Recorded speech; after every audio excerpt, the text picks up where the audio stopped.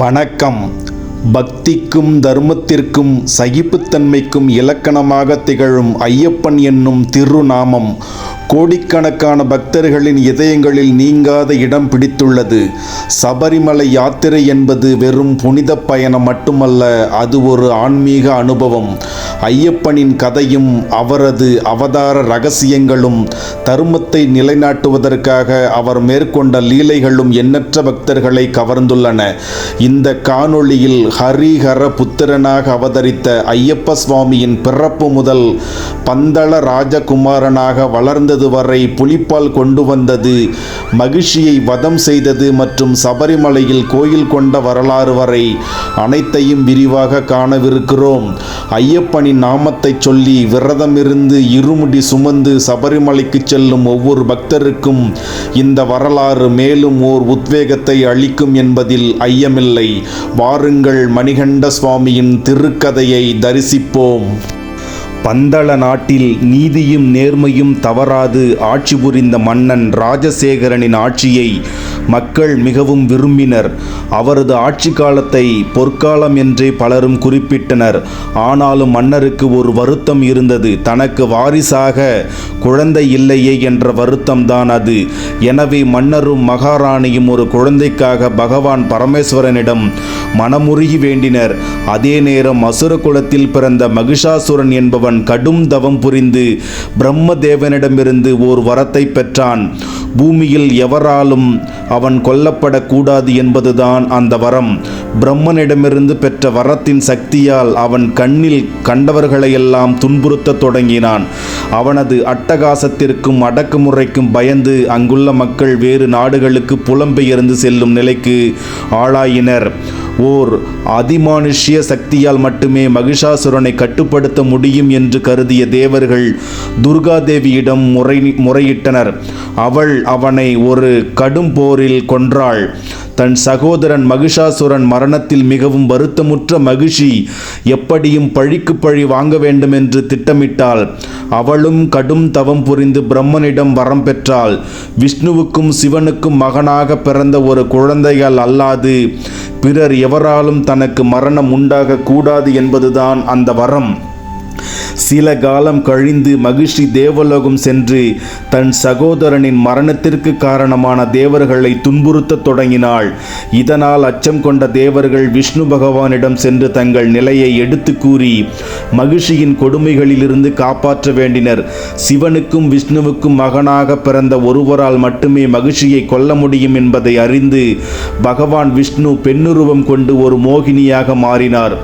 சிவனுக்கும் மோகினிக்கும் பிறக்க போகும் ஆண் குழந்தையை ஒரு குழந்தைக்காக ஏகும் பந்தள மன்னர் ராஜசேகரனிடம் சேர்க்க வேண்டும் என்ற திட்டமும் தீட்டப்பட்டது. ஒரு நாள் பம்பை நதிக்கரையில் காட்டில் வேட்டையாடி சென்ற ராஜசேகர மன்னன் இயற்கை அழகை ரசித்து கொண்டிருந்தான்.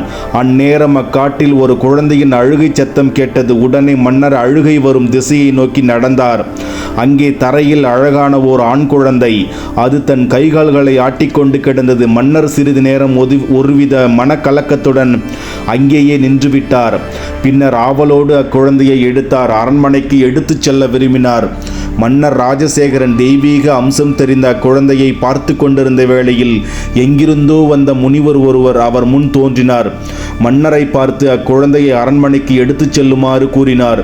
மேலும் இந்த குழந்தை உங்கள் அரச வம்சத்தின் கவலைகளை நீக்கும். குழந்தை 12 வயதை அடையும் பொழுது அவனது தெய்வீக குணம் வெளிப்படும் என்றும் அதை நீ உணர்வாய் என்றும் கூறினார்.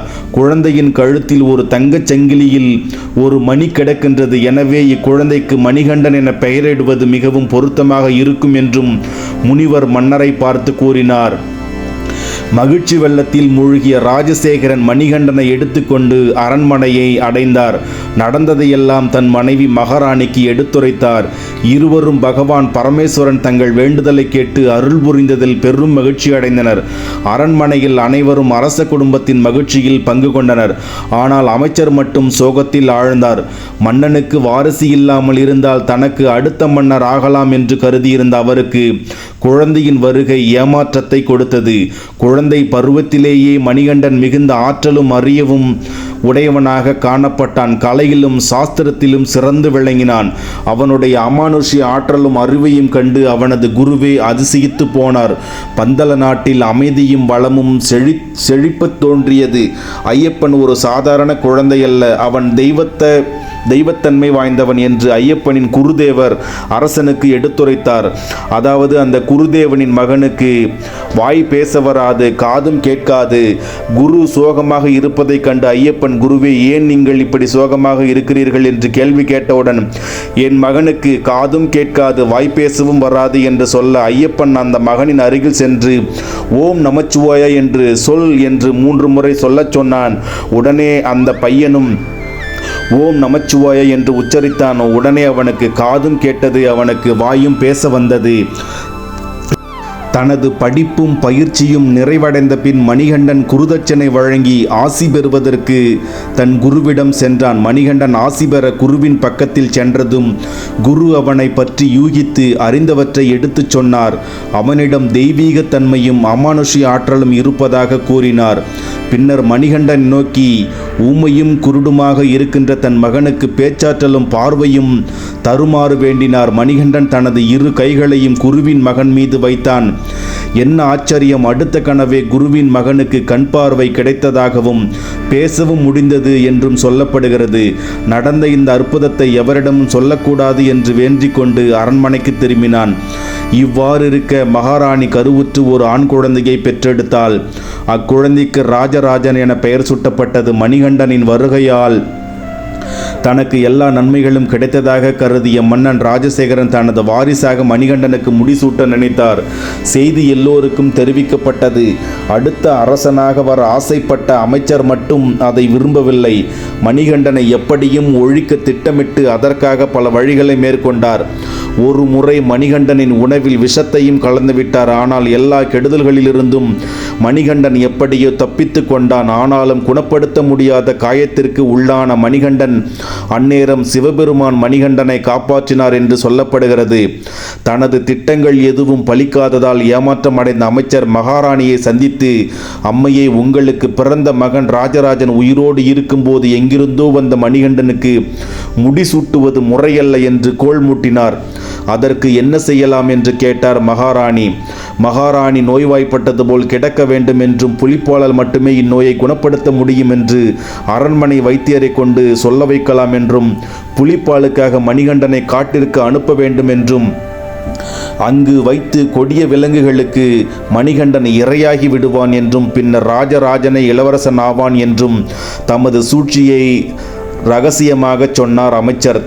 தமது சொந்த மகனின் மீது கொண்டிருந்த அளவற்ற பாசத்தால் மகாராணி அமைச்சரின் திட்டத்திற்கு ஒப்புக்கொண்டாள். திட்டம் நிறைவேறினால் அமைச்சருக்கு உதவுவதாகவும் கூறினாள். பின்னர் தனக்கு கடுமையான தலைவலி மற்றும் வயிற்றுவலி ஏற்பட்டிருப்பதாக மன்னரிடம் கூறினால் அதை உண்மை என நம்பிய மன்னர் அரண்மனை வைத்தியர்களை அழைத்து மகாராணியின் தலைவலி மற்றும் வயிற்றுவலி நீங்க என்ன செய்யலாம் என்று கேட்டார். அந்நேரம் அமைச்சரின் சூழ்ச்சிக்கு அகப்பட்ட வைத்தியர் ஒருவர், கொஞ்சம் புலிப்பால் கிடைத்தால் நோயை குணப்படுத்தலாம் என்று கூறினார். மகாராணியின் நோயை குணப்படுத்துகின்றவர்களுக்கு தமது அரசாட்சியின் பாதியை வழங்குவதாக மன்னர் அறிவித்தார். புலிப்பால் கொண்டு வர படை வீரர்களின் ஒரு குழுவை மன்னர் ராஜசேகரன் காட்டிற்கு அனுப்பினார். ஆனால் அவர்களோ வெறுங்கையுடன் திரும்பினர். அந்நேரம் மணிகண்டன் தான் உதவுவதாக கூறினான். அவன் சிறுவனாக இருப்பதாலும் அடுத்து முடிசூட இருப்பதாலும் அவனை காட்டிற்கு அனுப்ப மன்னருக்கு விருப்பமே இல்லை. மணிகண்டனும் மிகவும் அமைதியாக தன்னை காடு சென்று வர புலிப்பால் கொண்டு வர அனுமதிக்க வேண்டும் என்றும் தனக்கு எவ்வித ஆபத்துக்களும் ஏற்படாது என்றும் தன்னுடன் ஆற்றல் மிக்க சில படை வீரர்களை அனுப்பினால் போதும் என்றும் வேண்டினான்.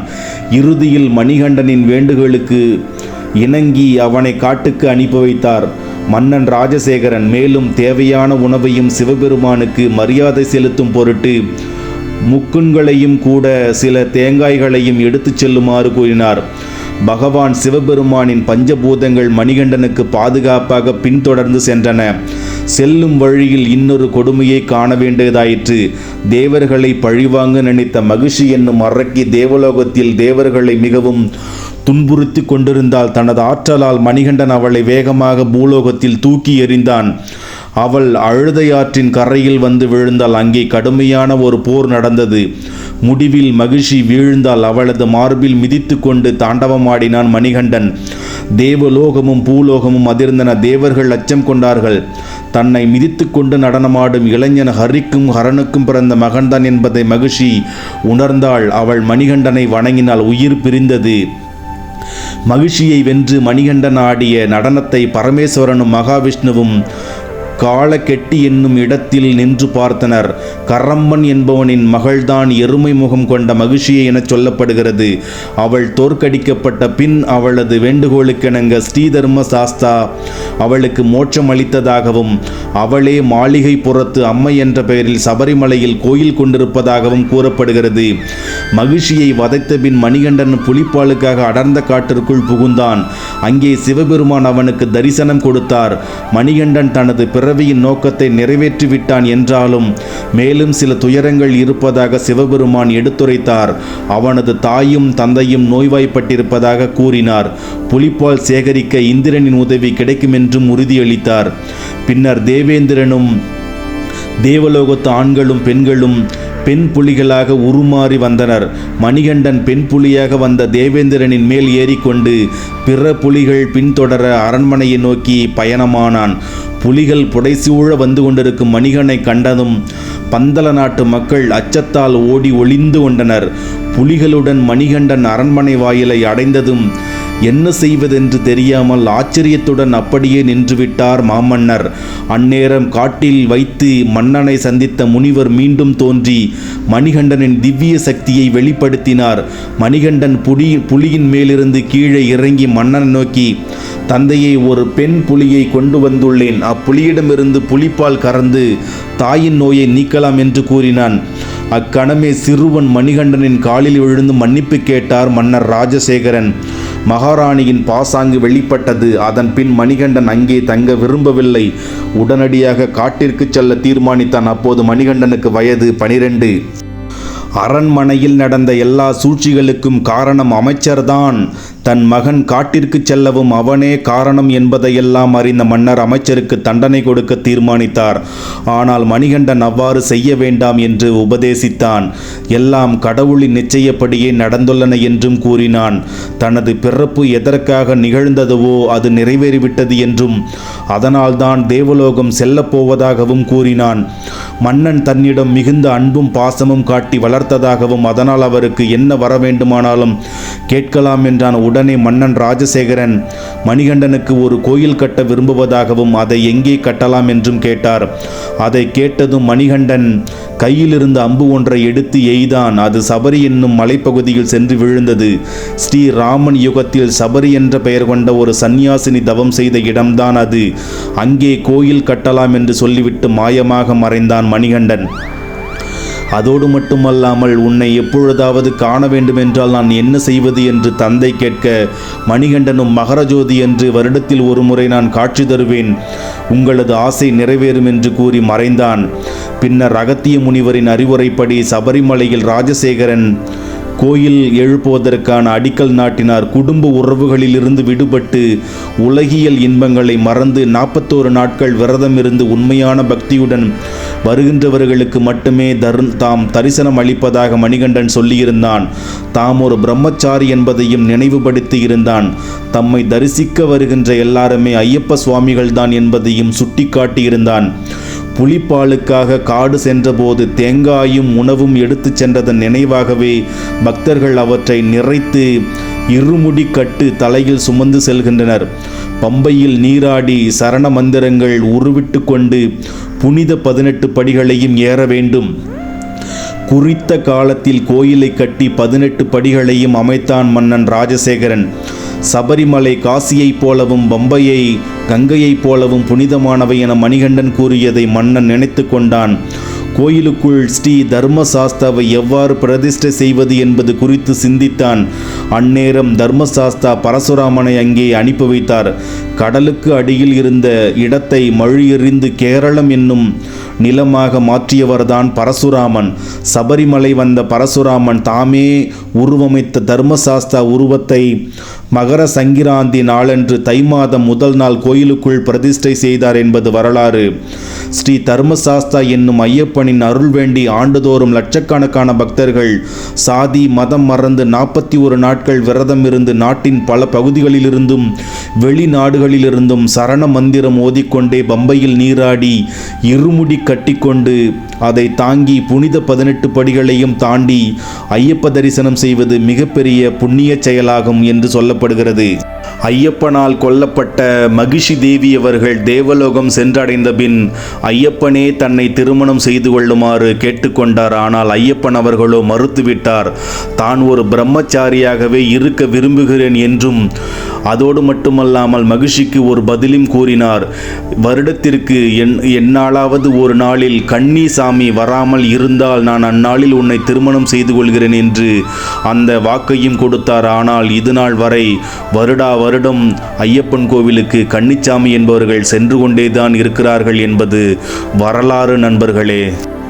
ஐயப்பன் என்றும் மணிகண்டன் என்றும் ஹரிஹர புத்திரன் என்றும் அழைக்கப்படும் இவர் இந்து மதத்தில் ஒரு முக்கியமான தெய்வமாக பார்க்கப்படுகிறார். சிவன் மற்றும் விஷ்ணுவின் மோகினி அவதாரத்தின் மகனாக புராணங்கள் இவரை குறிப்பிடுகின்றன. அவரது அவதாரம் மகிஷி என்ற அரக்கியை வதம் செய்வதற்காக நிகழ்ந்தது என்று சொல்கிறார்கள். ஐயப்பனின் கதை தர்மத்தின் வெற்றியையும் தீமையின் அழிவையும் வலியுறுத்துகிறது. பந்தள ராஜகுமாரனாக வளர்ந்த ஐயப்பன் தனது தெய்வீக நோக்கத்தை நிறைவேற்றி சபரிமலையில் கோயில் கொண்டார் என்று சொல்லப்படுகிறது. இன்றும் லட்சக்கணக்கான பக்தர்கள் சபரிமலைக்கு யாத்திரை மேற்கொண்டு ஐயப்பனை வழிபடுகின்றனர். கடுமையான விரதங்களையும் கட்டுப்பாடுகளையும் பின்பற்றி இருமுடி கட்டி சபரிமலைக்கு செல்லும் பக்தர்கள் ஐயப்பனின் அருளை பெறுகிறார்கள்.